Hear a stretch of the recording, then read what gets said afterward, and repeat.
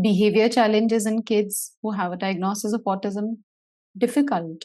It's really difficult, but it's even more difficult when a child does not understand private behavior and public behavior. That's what I want to share with you today. I met this boy and he used to come to me when he was 5 years old, and he had a diagnosis of autism. Parents worked with him and he got better. He started speaking, talking, going to school, sat in the school, followed instructions, learned everything. And when all that started happening, the work on the sensory systems kind of took a backseat and the focus came so much more on academics. Now, this boy used to hold his mom's hand to regulate himself.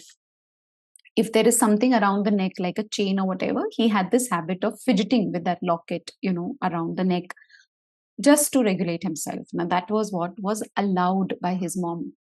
And now, when I met him, when he's like 15 years old, he came to me because he now fidgets with those iCards which girls wear in the school on the uniform, and it's seen as a problem behavior. Obviously, it's not allowed because that's a behavior where you can't touch.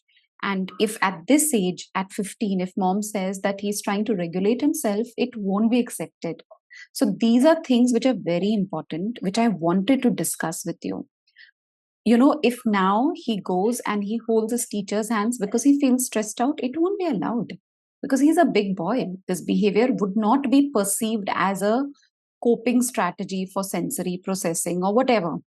I mean, even if people understand, it will not be accepted. So, very important that these regulatory strategies that a child is using, we work on the sensory processing and we work on the sensory processing challenges. And if your child is by God's grace becomes independent and he's in a school and regulating well, then these kinds of things where what is allowed to be touched, what is not allowed to be touched, using social stories, talking about them, talking about development of body, all of this needs to be a part of day-to-day discussion. So where does it all start from? When a child is like just 3 years old, I tell parents that you ensure that if a child goes to the toilet, you keep the door closed, not to lock it but keep it closed. Tell your child this is private behavior. Start very young. If your child takes a bath, let him not come out without clothes. Let him at least wear an underwear and come out, so the child knows, oh, this is not allowed. And if you continue to do it, it becomes a part and it becomes a habit. Your child will wear something and come out rather than just come out like this. Many a times when we wash our kids after the big job, we are washing, the parents are washing them. So I have this boy who comes to my mind who was 9 years old, and he was not potty trained. He was going to a regular school, talking, speaking, everything. Again, had a diagnosis of autism, doing very well. But because he was not very comfortable touching sticky, gooey things, and whenever he would go to the toilet, Maushi in the school was told to wash him after the big job. A 9-year-old being washed by a Maushi. And when a particular Maushi was absent, then somebody else would wash him. Not accepted, socially not accepted. And what is the message we are giving this child? That anyone is allowed to touch your private parts. So few things which I feel are very important, which I feel we need to start straight away, is when taking a bath, the door has to be closed.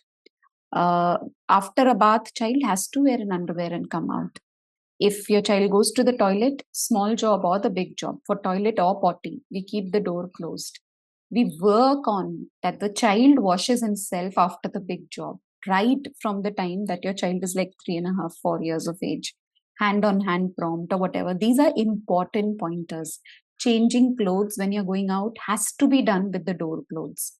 I'm talking about changing clothes of the child. So he knows, oh, that is done with doors closed. And it is told to the child, hey, wait, I'm changing. Keep the door closed. Don't come inside. So child learns, oh. And we talk about it. See, this is private behavior. We don't do it in front of everybody. When I am going to the toilet, see, I keep the door closed. This is again a private behavior. So right from the beginning, we are like, seeding, we're communicating that, see, this is private, this is public, this is private, this is public.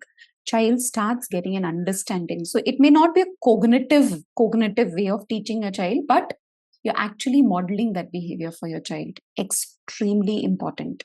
Now, when a child is like 9 years, 10 years, 10 and a half, that's when we start talking about the human body. We talk about how we develop, how I used to show pictures to kids where I was very little, and then I was a big girl in college, and then now I'm like a lady. And then I would have pictures of grandparents, see how they grow. So they know that this is how we grow.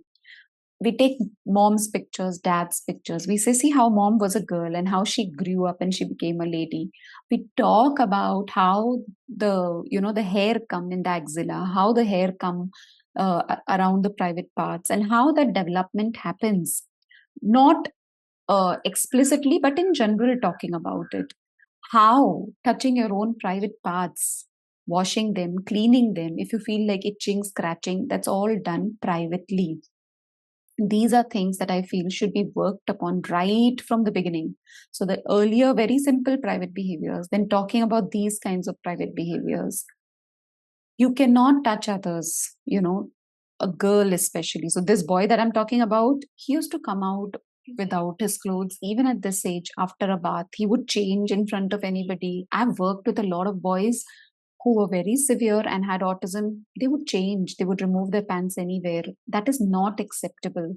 So those habits have to be inculcated from the time that they're like 3, 4, and talking about private behaviors and public behaviors is extremely important.